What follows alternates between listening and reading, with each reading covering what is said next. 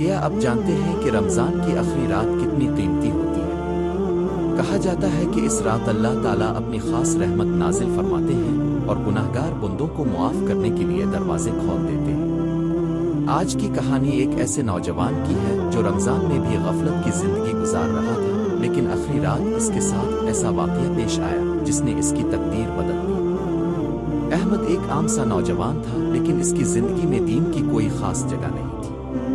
نہ وہ نماز کا پابند تھا اور نہ ہی روزوں کی اسے زیادہ فکر تھی۔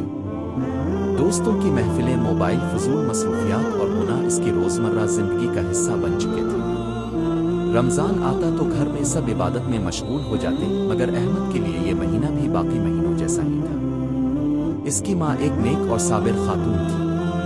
وہ ہر رات تہجد میں اٹھتی، آنسو بہاتی اور اللہ سے صرف ایک ہی دعا مانگتی: اللہ میرے بیٹے کو ہدایت دے دے، اس کے دل کو بدل دے۔ احمد کو اس دعا کا اندازہ تک نہ تھا۔ رمضان کی 29 رات تھی۔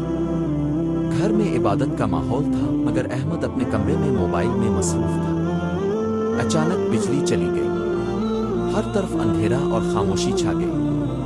اسی لمحے قریب کی مسجد سے اعلان کی آواز آئی: یہ رمضان کی آخری رات ہو سکتی ہے، معلوم نہیں اگلا رمضان نصیب ہو یا نہ ہو۔ یہ جملہ احمد کے دل میں اتر گیا۔ پہلی بار اس نے خود سے سوال کیا: اگر آج میری موت آ جائے تو؟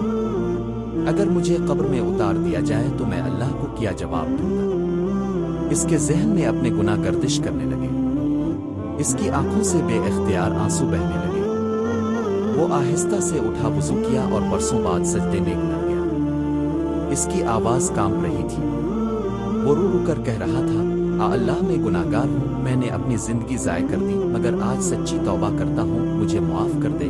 وہ دیر تک سجدے میں روتا رہا۔ اسی دوران اس کی ماں دروازے کے پاس کھڑی تھی۔ جب اس نے اپنے بیٹے کو سجدے میں روتے دیکھا تو اس کی آنکھوں سے بھی آنسو جاری ہو گئے۔ اسے یقین ہو گیا کہ اس کی دعائیں قبول ہو چکی ہیں۔ اس رات کے بعد احمد کی زندگی بدل گئی۔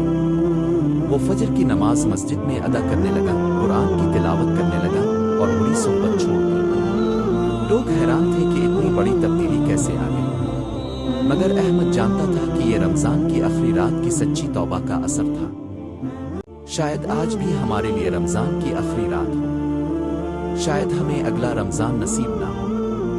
اگر ہماری زندگی میں بھی گناہ ہے تو مایوس نہ ہو، کیونکہ اللہ کی رحمت ہمارے گناہوں سے بڑی ہے۔ بس ایک سچا سجدہ، ایک سچی توبہ اور دل سے نکلی ہوئی دعا انسان کی تقدیر بدل سکتی ہے۔